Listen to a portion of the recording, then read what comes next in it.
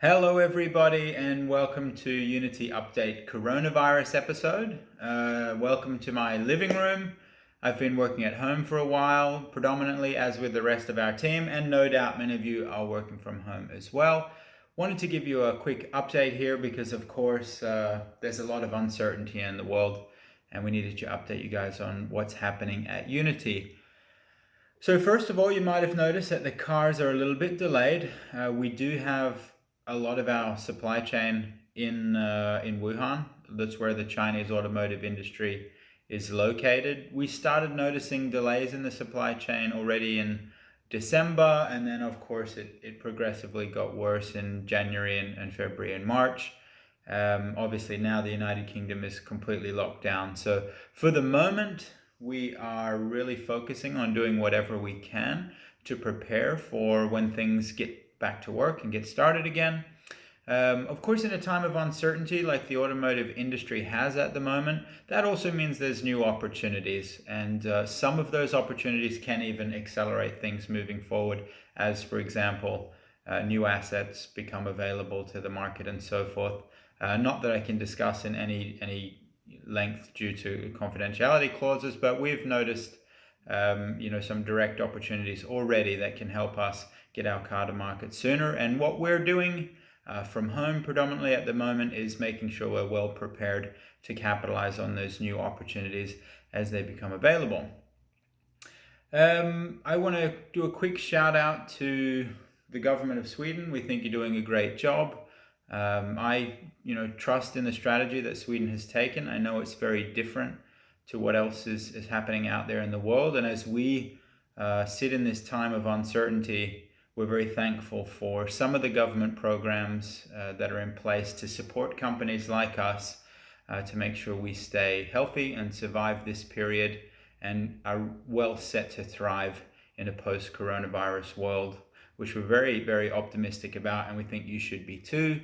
We've already applied for a tax deferral from Skatteverket, the Swedish tax authority, and that's already been granted.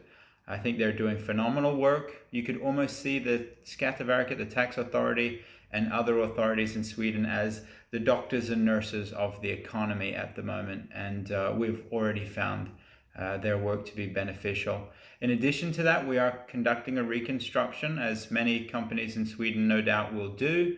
This is, for those that are unaware, reconstruction basically. It's what you do when your company really needs a reset, as we do in this time. It gives us a bit of salary support for our team for a couple of months.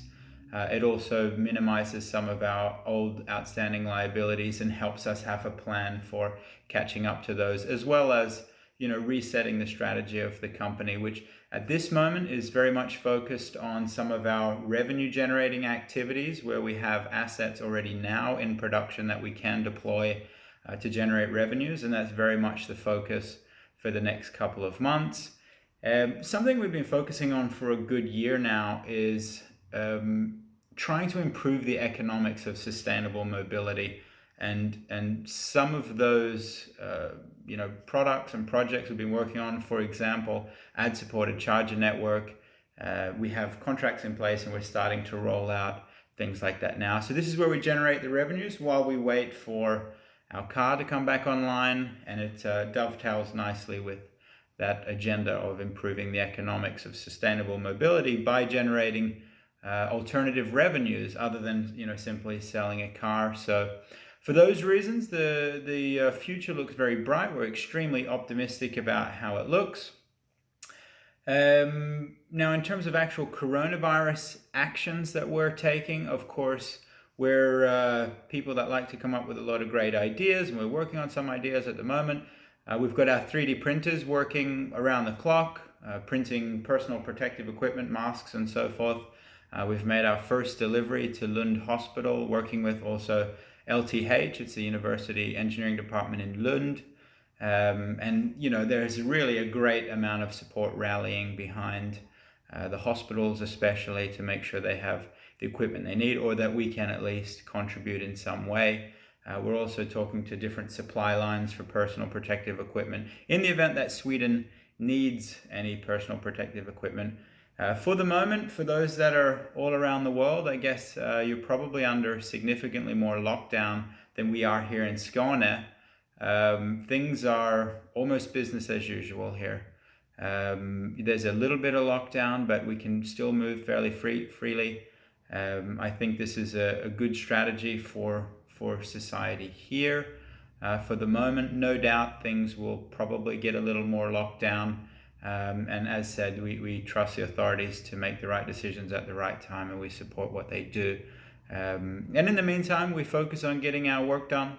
As said, going through the reconstruction for the benefit of our shareholders primarily, and also so that we can be in the best position possible to get our cars on the road and go out and get that bright future that I think lies before many people out there. So for anybody out there that's doing it a little bit tough at the moment, I want to implore you to be as optimistic as you can, as we are.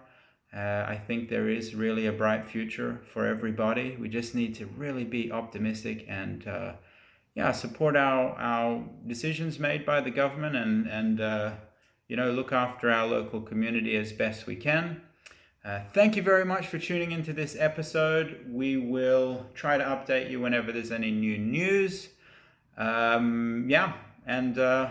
I can say is thanks for watching.